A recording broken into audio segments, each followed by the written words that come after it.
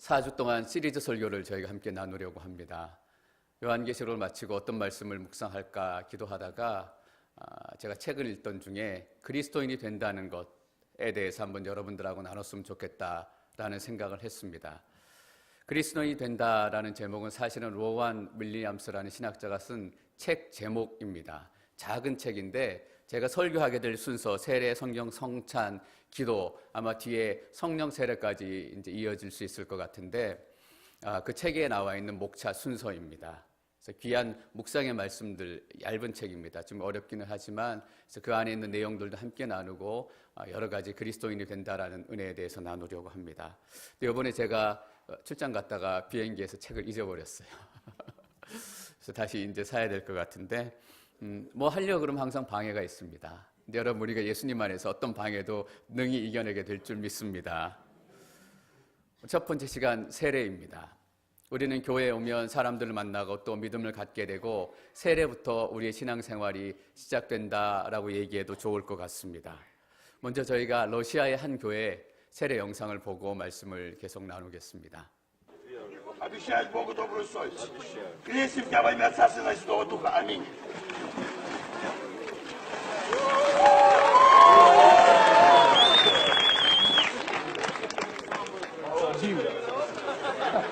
Работа его. Веруешь, что Иисус Христос Сын Божий. Обещаешь Богу добрую совесть. Крестим тебя во имя Отца, Сына и Святого Духа. Аминь.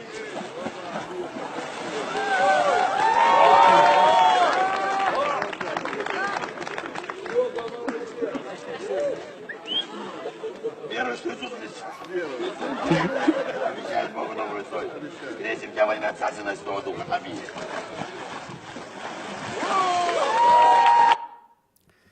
저는 여러분들이 저 교회 성도님이 아닌 걸 저 교회 담임 목사가 아닌 게 너무 감사합니다. 자세히 생각해보면 우리가 감사할 일들이 너무 많아요. 세례 영상을 보셨는데 다양한 모습으로 우리가 세례를 받습니다. 초대 교회 때는 3년 동안 세례 교육을 했다라는 기록이 있어요. 그냥 저희는 지금 3주 동안 세례 교육을 하는데 3년 동안 세례 교육을 하면서 그분이 공동체 안에 들어와서 말씀을 듣고 또 어떻게 삶이 변화되어져 가는지 그 삶을 다 보고 세례를 주었다라는 의미입니다. 어떤 기록까지 있냐면 직업까지 바꾸겠다라는 기록이 있어요. 그 직업이 하나님 마음에 기쁘지 않은 직업이라면 그 직업도 바꾸고 새로운 삶이 완전히 시작되는 걸 확인하고 3년이라는 시간이 지난 뒤에 그렇게 하나님의 세례를 주었다라는 기록이 있어요. 저희는 지금 등록한 지 6개월 지나면 세례를 받으실 수 있도록 기본적인 자격을 저희가 드리고 있습니다. 6개월이라는 의미가 시간은 물론 3년이라는 건 아니지만 그런 의미를 가지고 있어요. 그 전에 왜 혹시 학습교인, 세례교인 이런 얘기 들으셨는지 모르겠어요. 학습교인은 세례교육을 마친 교인이고 세례교인은 세례를 받은 교인이에요. 근데 저희는 이제 등록 후 6개월 동안 이제 지내시고 세례를 받도록 하시는 거예요. 최소한 6개월은 지나야 저분이 어떻게 예배를 드리시는지, 저희가 등록 후 6개월이라는 것은 시간적으로 딱 6개월 채우고라는 의미가 아니라 최소한 공동체에서 꾸준히 한 6개월 정도는 예배를 나오셔야 저분이 어떤 예배를 드리시고 어떤 마음을 가지시고 또 하나님 깊이 만나시는지 저희가 확인할 수 있는 거 아니에요. 근데 가끔 저를 당황스럽게 하시는 분이 계세요. 뜬금없이 나타나서 저 세례 주세요 하시는 분들이 계세요. 제가 한 6개월 동안 한 번도 예배 드리는 걸 못 봤는데, 여러분, 믿음은 우리가 판단할 수 없어요. 그분이 믿음이 있는지 없는지는 하나님만 판단하실 거예요. 근데 저희는 사람의 눈으로 판단할 수 있는 부분만 판단해요. 이게 뭐냐면 6개월 동안 저분이 꾸준히 예배 드리는 모습 보니까 하나님 만나셨나 보다, 이렇게 하고 세례를 드려요. 세례는 믿음이 없는 사람들이 받는 게 아니에요. 세례는 누가 받냐 하면 세례는 크리스찬이 받습니다. 어떤 의미예요? 세례는 이미 예수님 믿은 사람이 받는다라는 거예요. 그래서 세례는 구원을 위한 것이 아니에요. 세례는 천국 가기 위한 것이 아니에요. 여러분, 그럼 우리가 이런 질문 던질 수 있잖아요. 구원을 위한 것도 아니고 천국 가는 것도 아니고 근데 뭐 추운데 저렇게 위험하게 이렇게 담그다가 놓쳤다라고 생각해 보세요. 들어가고 3년 동안 교육받고 등록하고 6개월 지나야 되고 세례 간증해야 되고 세례 교육 받게 되고 구원과 상관없는 거라며요. 천국 가는 거 아닌 거라며요. 안 받아도 되잖아요. 안 받아도 돼요. 근데 왜 받아야 하면 그게 너무 중요하기 때문이에요. 왜 받아야 하냐 하면 그게 예수님의 명령이기 때문이에요.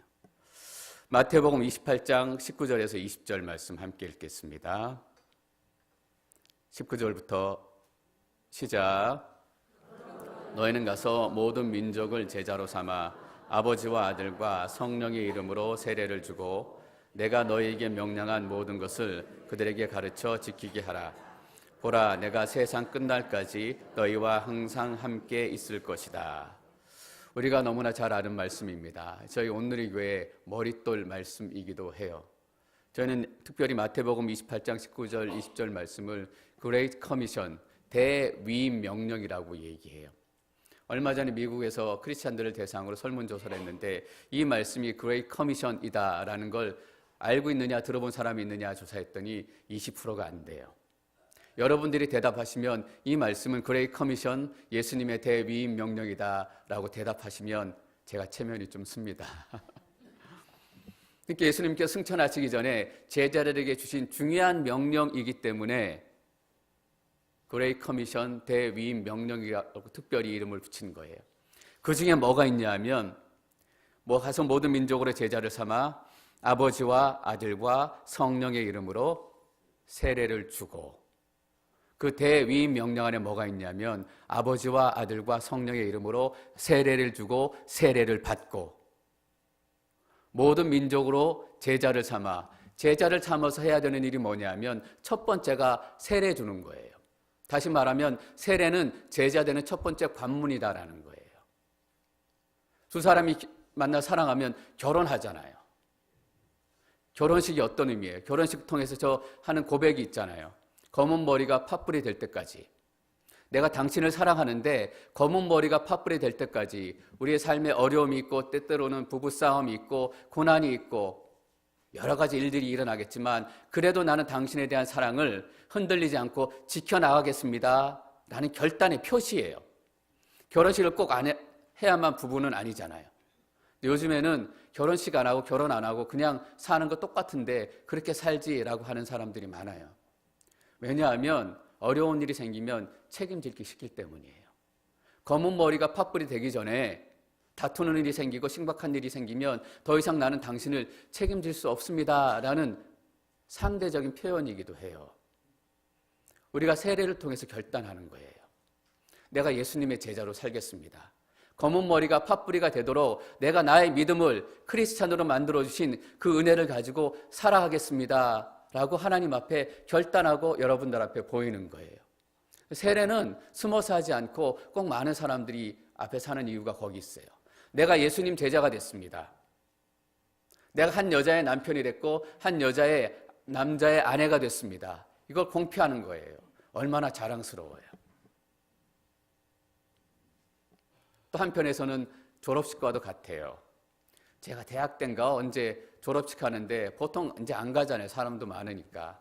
학교에서 학생들 졸업식 오게 하려고 어떤 얘기 했냐면 졸업식 안 하면 졸업장 안 준다. 졸업 못 한다라고 엄포 냈어요. 근데 졸업식 안 가도 졸업장도 주고 졸업식도 해요. 우리가 세례식을 하지 않더라도 구원이 흔들린 것도 아니에요. 우리가 세례식을 해야 하나님이 우리를 더 사랑하는 것도 아니에요. 우리가 하나님을 만난 그 순간부터, 우리가 태에서 잉태되는 그 순간부터 하나님은 더할 수 없는 큰 사랑을 우리에게 부어주기 시작했어요. 그래서 우리가 어떤 모습으로 있든 세례를 받든 세례를 하지 않든 기도하든 기도하지 않든 하나님께서는 말할 수 없는 사랑으로 이미 우리를 사랑하고 계세요. 그게 아니라 그 사랑을 내가 표현하는 거예요, 여러분. 세례의 중요한 의미 몇 가지를 나눠보려고 해요. 세례를 우리가 뭐라고 표현하냐 하면 보이는 복음이라고 얘기해요.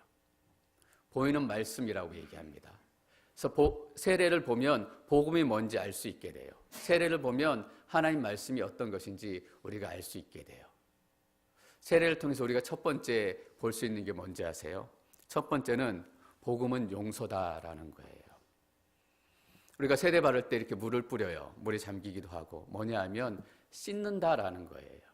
우리의 더러운 몸을 씻듯이 우리의 더러운 영과 우리의 죄된 인생을 씻어내린다라는 거죠.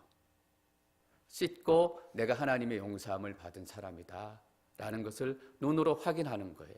여러분 세례할 때 물 뿌리잖아요. 저 사람의 인생의 모든 죄가 씻겨나가는구나. 저 사람의 인생의 모든 고통이 씻겨나가는구나. 그 이전에 도둑놈으로 살았던, 사기꾼으로 살았던, 강도로 살았던 하나님께서 그 모든 죄를 다 용서해 주시는구나. 그 은혜를 기억하는 거예요. 누가복음 15장에 보면 돌아온 탕자의 이야기가 나오잖아요. 쥐엄 열매도 없어서 막 배고파 죽이다가 그 다음 구절에 뭐라고 되어 있냐면 그가 스스로 돌이켜 아버지 집에는 먹을 것이 많다라고 생각하기 시작해요. 거기 분명히 스스로 돌이켜라고 되어 있어요. 자기 스스로 그것을 생각해낸 거예요. 근데 여러분 아버지 집에 가서 조금 있다 보면 알게 되는 거예요. 그때는 내가 스스로 돌이켰다라고 생각했는데 조금 시간이 지나고 보니까 하나님께서 그 생각을 주신 걸 알게 되는 거예요. 그게 은혜잖아요. 그때는 내가 생각이 나서 하나님 찾아오고 교회 찾아오고 찬송한 거로 생각했는데 시간이 지나면 내 스스로 한 게 아니라 하나님께서 찬송할 마음 주셨구나. 하나님께서 나를 만나 주셨구나. 하나님께서 나를 용서해 주셨구나. 그 은혜를 깨닫게 되는 거예요. 여러분 세례식 때마다 여러분들은 그 은혜를 기억하셔야 됩니다. 나는 용서받은 사람이다. 어떤 목사님이 이런 얘기 하셨어요. 너무나 옳은 말씀이에요. 천국은 착한 사람이 가는 곳 아니다. 천국은 용서받은 사람이 가는 곳이다. 우리 잊지 말아야 돼요. 착하게 살아야 돼요. 정직하게 살아야 돼요. 그러나 그것은 우리가 용서받은 사람이기 때문에 착하게 사는 것이고 정직하게 사는 것입니다. 저는 앵커리지 온누리 교회 교인들이 앵커리지에서 어떤 분보다 더 착하게 사시기를 축원합니다.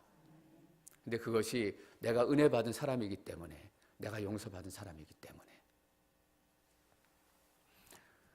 두 번째 세례는 무엇을 보여주는가? 복음은 죽음이다라는 거예요. 물을 뿌려주는 게 뭐예요? 특별히 물에 잠길 때 더 그 의미가 강하게 나타날 것 같아요. 물에 잠긴다라는 것은 죽는다라는 걸 의미해요. 물에 잠겨서 죽는 거예요. 이전에 내 인생은 죽고, 이전에 내 욕심은 죽고, 이전에 내 생각은 죽고, 죄에 대해서 죽는 거예요. 여러분, 죄에 대해서 죽는다라는 말 어떤 의미인지 생각해 보셨어요? 알듯 말듯 하잖아요. 죄에 대해서 죽는다라는 것은 죄에 대해서 죽었기 때문에 죄가 옆에 와서 발로 툭툭 차도 꿈쩍은 안 해요. 왜냐하면 죽었기 때문에 그래요. 그런데 하나님의 말씀에 대해서는 살아있는 거예요. 제가 와서 얘기해요. 죄를 지어라. 이전 삶으로 돌아가라. 박 툭툭 치지만 죄에 대해서 죽었기 때문에 곰 앞에서 죽은 척하는 게 아니라 반응 안 하는 거예요. 그리고 세례에서 보여주는 복음은 뭐냐면 세례는 생명이다라는 거예요. 잠겼다 아까 나오잖아요. 죽었다 살아나는 거예요. 더 이상 나는 죽은 더러운 내 인생이 아니라 예수 그리스도와 함께 살아났다라는 거예요. 하나님 주신 부활의 생명, 하나님 주신 회복의 축복을 생각하는 거예요. 자, 내가 예수님과 살아나서 예수님이 주실 축복과 은혜를 누리게 됐구나. 그래서 그 전에 초대교회 때 세례받는 그 현장에서는 귀신이 쫓겨나가고 병이 고쳐지고, 왜냐하면 살아나고 새로운 소망이 생겼다는 것을 실제로 확인했기 때문이에요. 여러분 생각해 보세요. 우리의 자녀들이 또 우리의 지체들이 예수 믿지 않았던 사람들이 세례받는 그 순간에 그 이전의 인생은 다 죽고 새롭게 살아나는 순간 그 몸을 묻고 인생을 묻고 있었던 모든 어둠들이 다 끊어지는 거예요. 마귀가 소리 지르며 떠나가고 연약한 무릎이 강건해지고 약한 심장이 다시금 텅텅텅텅 뛰기 시작하고 그 축복이 내게 있구나라는 것을 기억하는 거예요, 여러분. 여러분 결혼식 할 때 어때요? 결혼식 할 때 보면 우리가 정말 사랑하는구나 서로 보면서 느끼게 되잖아요. 그냥 살아도 잘 살지만 분명히 결혼한 부부는 달라요. 더 많이 다투고 더 많이 어려운 일을 겪기도 하지만 결혼해서 사는 부부는 실제로 살아요. 마음을 섞고 몸을 섞고 인생을 섞어서.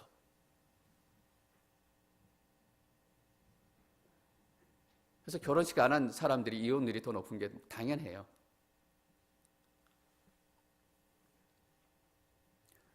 그걸 기억하는 거예요, 여러분.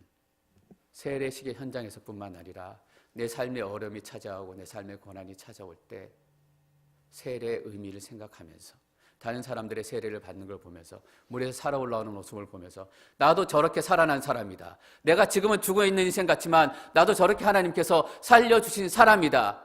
그래서 어떤 학자는 세례는 뭐냐면 인간성의 회복이라고 얘기했어요. 하나님이 지으신 인간성의 회복이 그 삶 가운데 나타나는 거예요. 하나님께서 에덴 동산에서 아담과 하와를 지으셨을 때 살아라 하는 모습이 있잖아요. 사랑하고 아끼고 다스리고 나누어 주고 아프지 않고 눈물 흘리지 않고 그 인간성이 회복되는 게 세례예요, 여러분.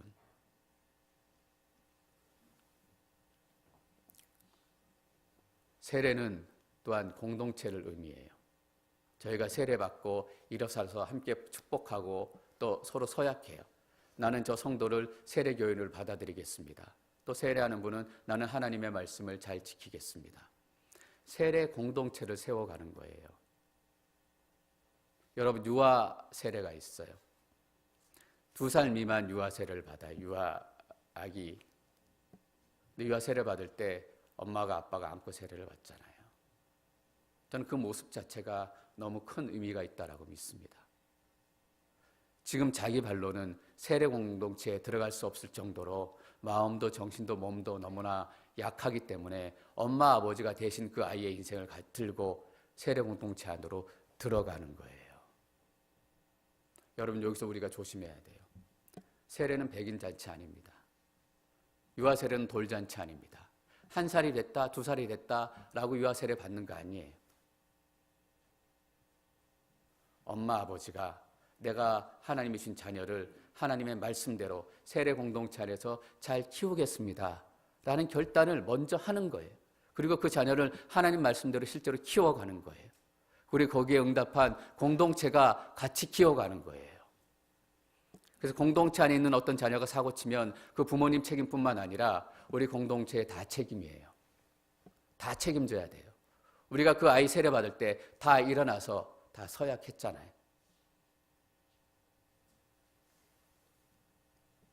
세례는 여러분 한 번만 받습니다.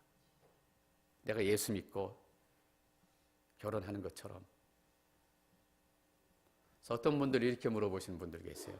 목사님, 제가 그 전에 좀 세례를 시원찮게 받은 것 같아요. 그렇게 많이들 받아요. 아마 3년 정도 세례 교육하고 받으면 그런 고백은 없을 것 같아요. 그래서 제가 목회자로서 드는 생각이 그게예요. 세례 교육은 힘들면 힘들수록 좋겠다. 힘들면 힘들수록 영적 유익이 있겠다. 초대교회 때 3년 동안 세례 교육 받고 말씀 듣고 이렇게 하다가 그 중간에 세례 받지 못하고 순교하는 사람들도 왕왕 있었다라는 거잖아요. 진짜 그분의 세례는 물 세례가 아니라 피의 세례예요. 그만큼 세례가 중요한가? 예, 중요합니다. 그만큼 세례를 받아야 하는가? 받아야 합니다. 그래서 기존에 내가 좀 잘못 받은 것 같다라고 하시는 분들도 다시 세례 받지는 않아요. 세례는 한 번이기 때문에. 구원도 한 번인 것처럼. 그런 분들을 위해서 리어포메이션이라고 해서 똑같이 세례 교육 과정을 마치시고 이렇게 물 세례를 받지는 않지만 앞에 나와서 믿음을 고백하는 그런 순서를 가져요. 혹시 그런 마음이 드시는 분이 있다면 우리가 세례 받을 때 같이 리어포메이션 그 식을 진행할 수 있어요. 그렇지만 중요한 것은 한 번만 받는다라는 거예요. 세례를 통해서 보여지는 복음 4가지에 대해서 얘기했어요. 복음은 용서다. 복음은 죽음이다. 복음은 생명이다. 복음은 세례 공동체를 이루어 가는 것이다. 그리고 우리는 더 나아가서 한 가지 의미를 더 생각해 보려고 합니다. 로마서 6장 3절, 4절, 5절까지는 세례에 관한 가장 대표적인 본문입니다. 3절과 4절 말씀 읽겠습니다. 3절, 4절 시작. 그리스도와 연합해 세례를 받은 우리는 모두 그리스도의 죽음과 연합해 세례를 받은 줄 알지 못합니까? 그러므로 우리는 그리스도의 죽음과 연합해 세례를 받음으로써 그분과 함께 묻혔습니다. 이는 그리스도께서 아버지의 영광으로 인해 죽은 자들 가운데서 살리심을 받은 것처럼 우리도 또한 새 생명 가운데서 살게 하려는 것입니다. 아멘.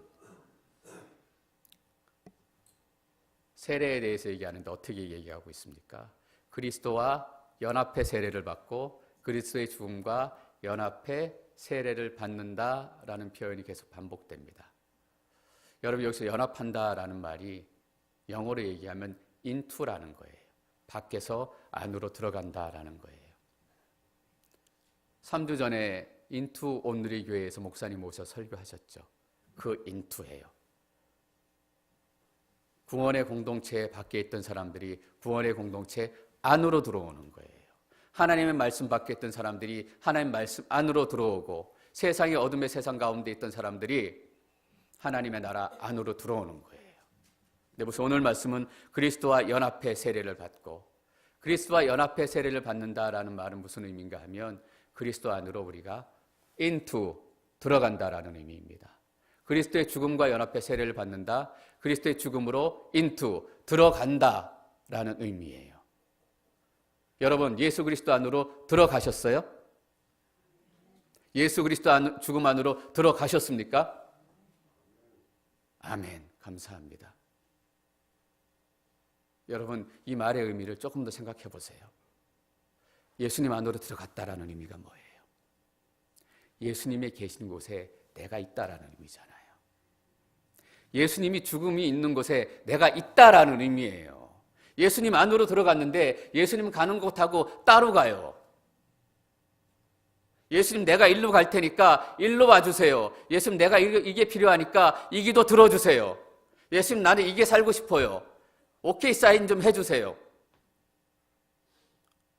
내가 예수님 안에 들어갔어요. 예수님이 가는 곳에 내가 가야 되는 거예요. 제가 아까 말씀드렸던 로안 윌리엄스가 그래서 이렇게 얘기했어요. 세례는 우리를 예수님이 있는 곳으로 데리고 간다. 우리가 세례받는 순간은 어떤 순간이냐 하면 하나님, 나를 구원해 주셔서 감사합니다. 나를 용서해 주셔서 감사합니다. 내가 이 결혼식, 이 졸업식, 이 세례식을 기점으로 다시 한번 결단합니다. 예수님 있는 곳에 내가 있겠습니다. 그것이 한국이든 미국이든. 실제로 예수님께서 이렇게 말씀하셨어요. 요한복음 12장 26절 제가 읽겠습니다. 누구든지 나를 섬기려면 나를 따라야 한다. 내가 있는 곳에 나를 섬기는 사람도 함께 있을 것이다. 누구든지 나를 섬기면 내 아버지께서 그를 귀하게 여길 것이다. 뭐라고 되어 있습니까? 내가 있는 곳에 나를 섬기는 사람도 함께 있을 것이다. 어떤 분은 나는 예수 믿지만 세례 안 받겠다. 사람 앞에 서는 게 창피하기도 하고 뭐 예수 믿었으면 됐지. 우리 집안이 3대째 크리스찬 집안이야. 여러분, 3대째 크리스찬 집안인 거하고 내 믿음하고 상관없는 것처럼 그게 내 세례하고는 상관이 없어요. 내가 미션 스쿨을 나왔다? 상관없어요. 그전에 한번 말씀드렸지만 강원도 태백에 가면 예수원이라는 신앙 공동체가 있어요. 함께 24시간 내내 같이 생활해요. 함께 물질도 나누고 삶도 나누고 가족들이 들어와서 그래서 거기 있는 형제자매들이 돌아가면서 설교하고 돌아가면서 기도하고 돌아가면서 밥하고 24시간 살아요. 근데 예수원 그 공동체 초입에 뭐가 있냐면 제 기억이 잘 안 나는데 감나무인지 배나무인지 서 있는 집이 있어요. 그래서 예수원에서도 감나무집, 배나무집 이렇게 부르는 것 같더라고요. 근데 감나무집 할아버지가 30년이 지났는데 40년이 지났는데 예수님 안 믿으신다라는 거예요. 예수원 옆에 감나무집으로 30년, 40년 서 있는 거 아무 의미가 없다라는 거예요. 나는 예수 믿지만 세례받지 않겠습니다. 성부와 성자와 성령의 이름으로 세례를 주고 세례를 받고 나는 예수님 말씀대로 살지 않겠습니다. 라고 얘기하는 거랑 똑같잖아요.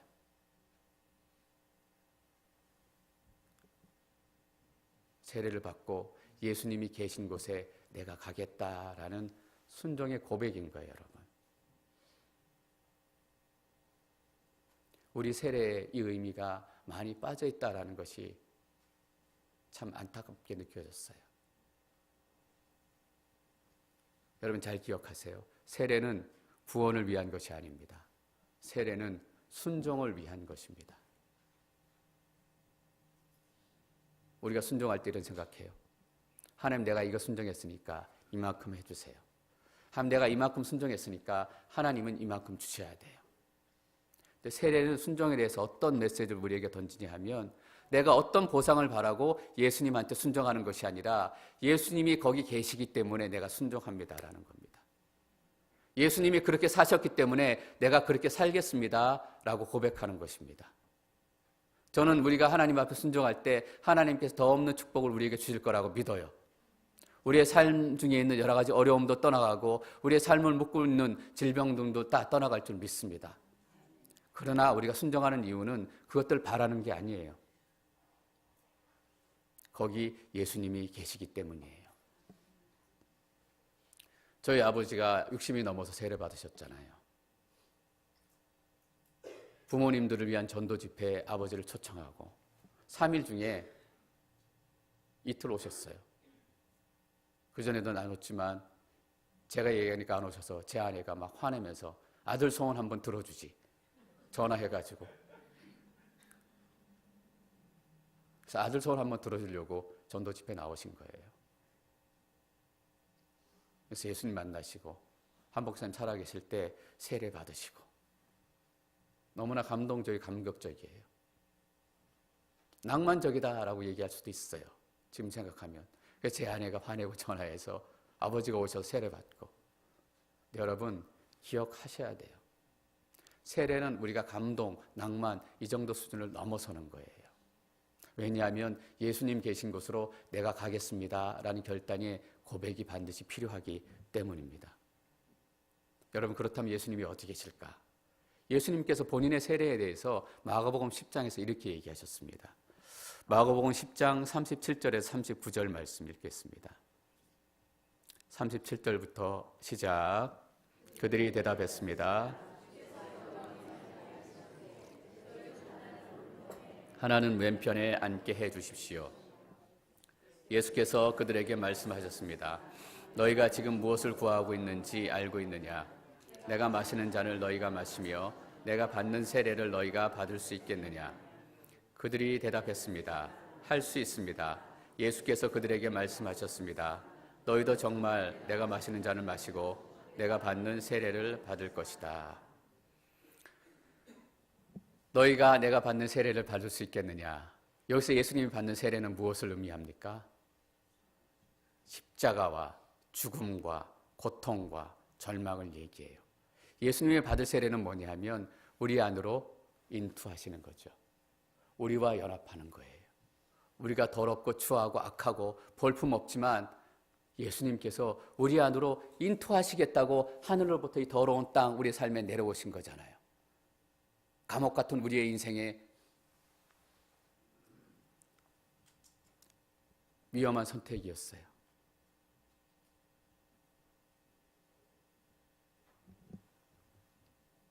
예수님의 대답이 의미심장해요. 받을 수 있겠느냐라고 물었는데 제자들이 대답해요. 할 수 있습니다. 그냥 의미도 다 모르고 할 수 있다라고 의기충천해서 얘기한 거예요. 예수님께서 그 대답에 이렇게 얘기하세요. 너희도 정말 내가 마시는 잔을 마시고 내가 받는 세례를 받을 것이다.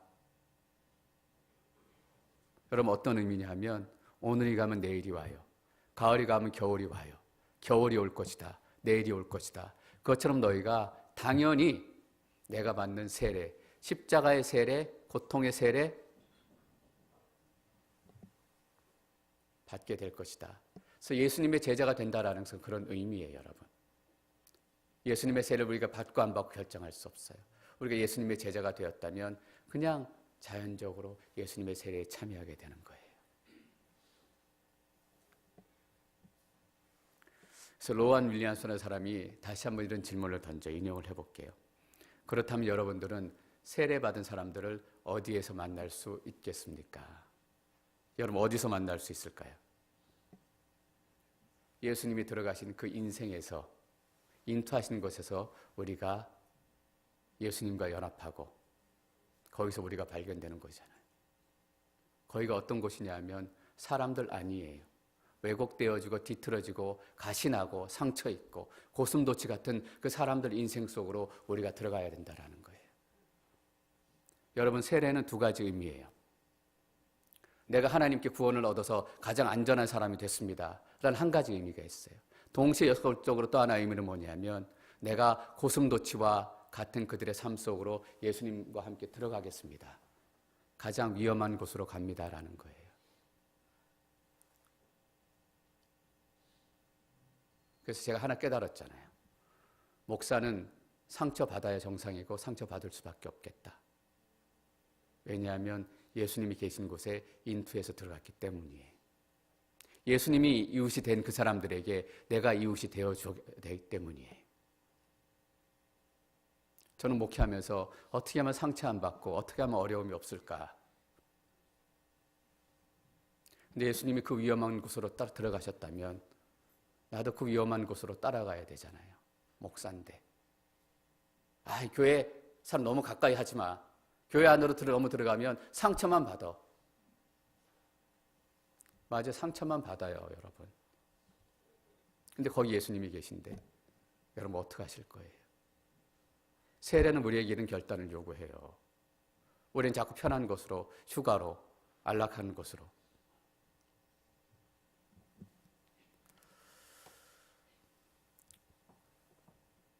정리해서 말씀드리자면 그리스도인이 된다라는 것은 그런 사람들의 이웃이 된다라는 거예요. 세례를 통해서 결론의 메시지에서 이 메시지를 여러분들하고 나누고 싶어요. 그리스도인이 된다는 것, 세례를 통해서 우리에게 주는 첫 번째 메시지는 뭔가? 그리스도인이 된다라는 것은 그들의 이웃이 된다라는 의미입니다. 그래서 이렇게까지 얘기합니다. 그래서 이웃이 되지 않고는 크리스찬이 되는 방법은 없다. 여러분 이거 생각해 보셨어요? 이웃이 되지 않고는 크리스찬이 될 수 있는 방법이 없다라는 거예요. 나는 지금 누구의 이웃이 되고 있는가?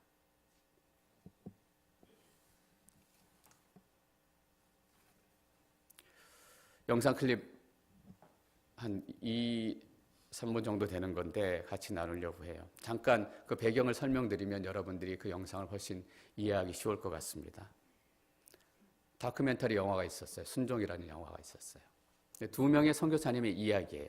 한 분은 레바논에서 시리아 난민 사역하시는 김영화 선교사님에 대한 이야기.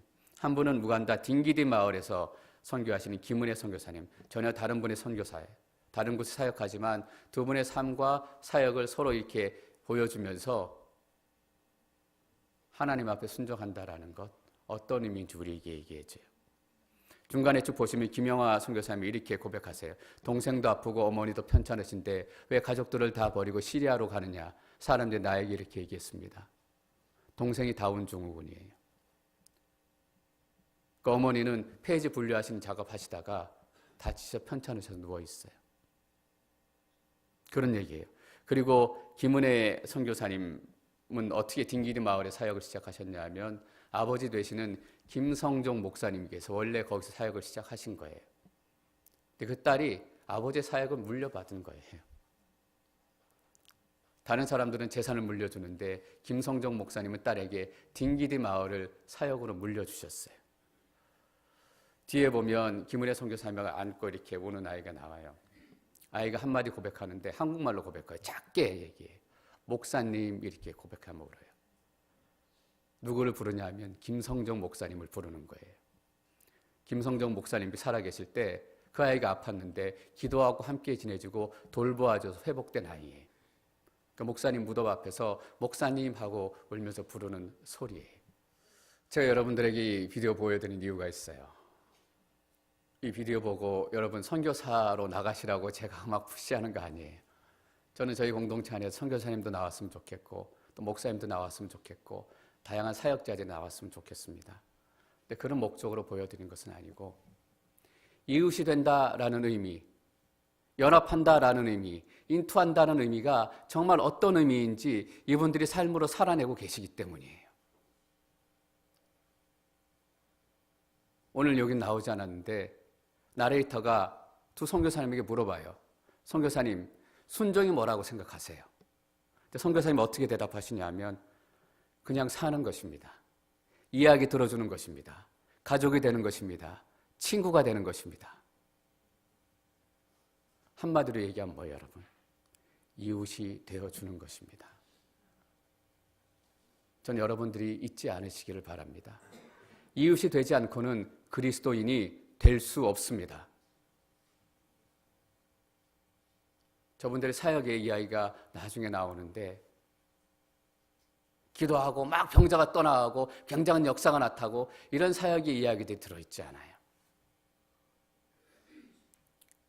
김영하 선교사님은 시리아 레바논에 있는 시리아 난민촌에서 아침에 일어나셔가지고 거기 난민촌 돌아다니면 못 들려요. 누구 이름 부르면서 학교 가야지, 학교 가야지. 김은혜 선교사님은 학교에서 가르치시는데 아이들을 다 끝나고 시험 시간 끝나고 수업 후에 구호를 외쳐요. 나는 복음으로 살겠습니다. 예수 아니면 없습니다. 이런 거창한 구호가 아니라 I'll do my homework. 내가 숙제해 오겠습니다. I'll bring my bag tomorrow. 내일도 가방 가지고 오겠습니다. 아이들하고 같이 이거 외쳐요. 제가 뭐 느꼈냐 하면 저게 인투다. 저게 사는 거다. 저게 이웃이 되는 거다.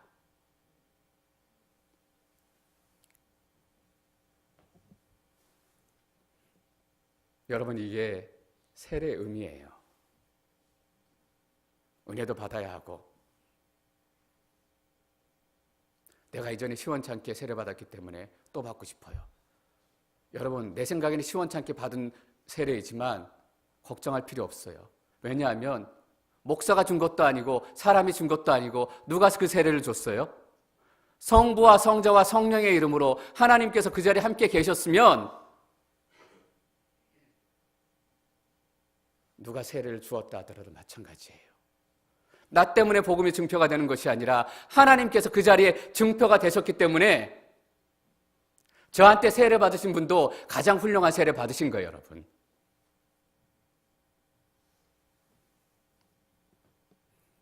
저 순종이라는 다큐멘터리 OST 배경이 조금 나오는데 가사 중에 이런 부분이 있어요. 나를 버리고 내려놓을 때 내 안에 넘치는 사랑을 보았습니다. 이런 거 참 이상하죠. 나를 버리고 내려놓으면 사람들이 나를 얼마나 사랑하는지 알게 돼요. 나를 내려놓고 버리면 하나님이 나를 얼마나 사랑하는지 알게 돼요. 근데 반대로 나만 사랑해 주세요. 나만 생각해 주세요. 그러면 암만 사람들이 찾아오고 암만 사랑해줘도 나는 사람들에게 사랑받지 못하는 사람이야. 하나님은 나를 충분히 사랑해 주시지 않아. 왜 우리가 사람들이 나를 사랑하지 않는다고 느낄까요? 왜냐하면 아직도 내 자신이 내 안에 벽이 되고 있기 때문이에요. 나를 버리고 내려놓을 때 내 안에 넘치는 사랑을 보았습니다.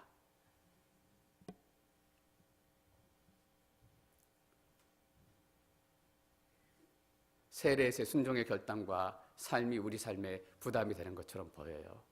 그러나 그것을 내려놓으면 여러분 진짜가 시작되는 줄 아세요? 우리는 더 이상 내가 복음 안에 머물러 있으면 안 됩니다. 예수님께서 마지막 주신 명령이 뭐예요? Make disciples. 가서 모든 나라와 족속으로 제자를 삼아라. 제자 삼기 위해서 하는 게 뭐예요? 첫 번째, go, 가야 되는 거잖아요. 가야 제자를 삼잖아요. 근데 우리는 늘 와라, 나에게 좀 와줘라, 나를 위로해주고 나를 격려해주고 나를 사랑해주고 내 주위에만 머물러 있어줘라. 여러분, 그럴 때 있어요. 일부 예배 때 이렇게 설교했더니 한 성도님이 목사님, 그런데 저 너무 요즘에 너무 힘듭니다. 너무 어렵습니다. 여러분, 그런 거 얘기하는 거 아니잖아요. 너무 힘들고 어려울 때 하나님은 우리가 원치 않아도 사람들 보내주실 줄 믿습니다. 그건 무엇보다도 성령께서 그 안에서 역사하셔서 내가 세례 안에서 살아난 사람이라는 걸 깨닫게 하실 거예요. 그거 얘기하는 거 아니잖아요. 우리가 늘 내가 복음으로 살고 있는 거 얘기하잖아요. 나 좀 봐주세요. 나한테 와주세요.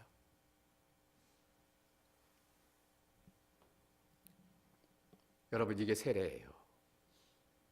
세례도 우리는 인투를 경험해야 되고. 3절 말씀 다시 한번 읽을까요? 3절 시작. 그리스도와 연합해 세례를 받은 우리는 모두 그리스도의 죽으심과 연합해 세례를 받은 줄 알지 못합니까? 저는 여러분들이 세례에 대해서 더 소망하시기를 축원합니다. 저 세례가 저렇게 엄청난 것이었는가? 두려워서 받기 겁나시죠? 여러분, 이게 놀라운 비밀이에요. 여러분 안에 예수 그리스도의 생명이 시작되고 성령의 역사가 시작되면 이전에는 겁난다 이랬는데 막 내 안에서 불같이 일어나요. 하나님, 내가 세례 받고 싶습니다. 성부와 성자와 성령의 이름으로 나도 세례 교인이 되고 싶습니다. 여러분, 성령의 충만함을 입으시기를 축원합니다. 그 불이 일어나는 거예요. 힘든데 기도하기 싫어요. 근데 내 안에 성령께서 기도하도록 자꾸 재촉하시는 거예요. 기도하지 않고는 내가 살 수 없게 되는 거예요.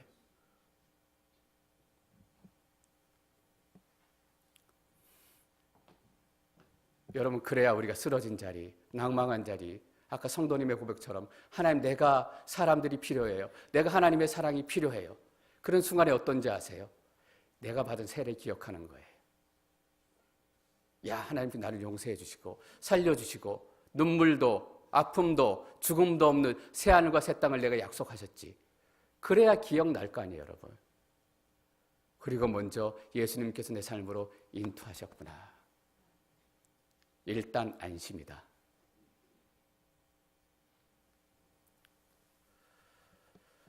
그리스도인이 된다는 것 첫 번째, 이웃이 되는 것입니다. 저도 여러분들에게 이웃되기 소망합니다.